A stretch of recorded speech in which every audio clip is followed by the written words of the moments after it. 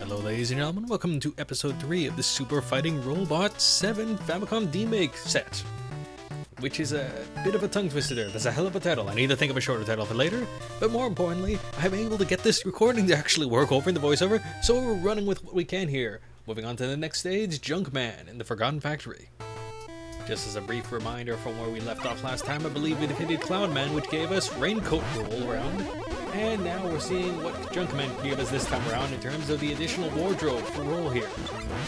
Once again, a brief reminder, this is actually a modified version of the Rockman 7 remake that was made earlier by, actually I don't remember who made it, I'll need to add that in the annotations later, but it was later modified in order to change Rock's sprites around with a Roll, and Roll has costumes based on her power-up appearances, which, based on what I remember hearing about recently, still has active servers surprisingly enough, so if you hadn't already done so, you might still be able to actually go and download Roll's extra costumes around the game, among other things. Which is honestly a really surprising thing on its own if true. Alright, let's talk shop while I proceed to the next part leading into the main secret area of the stage. First of all, pardon for the kind of spaced out nature of these videos. Truth be told, I actually have a few of the stages recorded up to this point, but it's just generally because of all the issues I've had loading the video files themselves into my copy Premiere Pro here. I haven't been able to successfully load these things for a lot of the time in order to actually do the voiceovers. And that's technically part B. Yes, I did record these things without a proper voiceover, and I'm adding these things kind of as I go along here after the fact. But that's mostly just because when I originally tried the first run, and there's your obligatory pointless death of the video, by the way, ladies and gentlemen. When I was trying to record these things with the voiceover the first time around, admittedly the commentary, trying to think on the fly, was a bit on the dry side. Too much so we're kind of working with a little bit of a hindsight being 2020 deal. Thankfully, I don't need to go back down because we've already gotten all the important stuff from down there. So as I was saying, one, the video too dry, hindsight being 2020, I can think of something a little more to say than if I was trying to do it while playing the stage at the same time. And number two, it also gives me the opportunity to mention other things that just happen to come up either very shortly afterwards the video or that I might have overlooked otherwise. Right, for example, here's a short synopsis of what I've been playing as of late.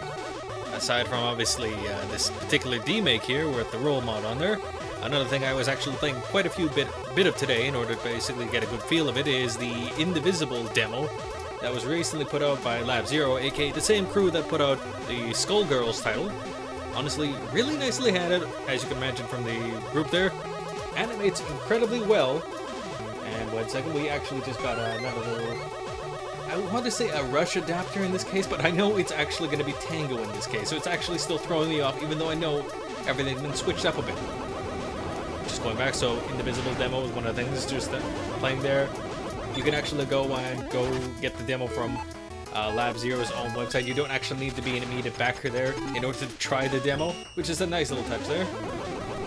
Another thing which I've been playing quite a bit of as of late would be Super Mario Maker.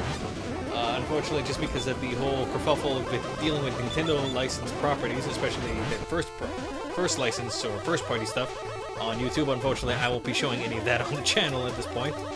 Maybe in a live stream if I ever do get that stuff set up there, but unfortunately nothing on the channel when it comes to first party Nintendo stuff, so if you're expecting any kind of a Mario thing or something like that at some point, I'm afraid I'm going to have to disappoint you. We're not going to be touching that stuff, just because it's too much of a pain in the ass to deal with. Alright, let's see, what else am I playing right now? Alright, now to think about another thing I'm technically doing as of late, not so much game playing, but I actually took the advantage of the time I currently have in my hands. Full disclosure, I'm a bit of an impromptu vacation due to the business that was working at closing down, so I had a bit more time on my hands. And one of the things I've been using that time on my hands to do will be to actually go through my large collection of games, especially the card stuff, and go around cleaning them. And that'd be for not only all my handheld stuff, but all my other stuff. Basically, the only games I have left to clean are my N64 collection, just because I don't have enough stuff to do it, and a number of my box games for the Genesis collection. But that's enough about that for now. I just realized we're already at the boss stage. This stage went by so much faster than I expected.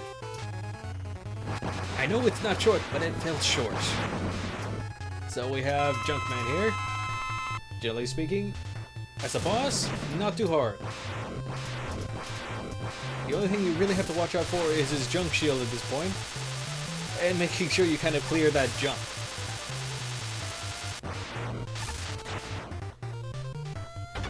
Yeah, that was not... That's what happens when you don't dodge a shield properly. And even with taking several unnecessary hits here, just because I have the right Robot Master weapon, this fight is a non-factor. I'm not actually worried at this point, just because I know he's done, what, 1-2 hits now?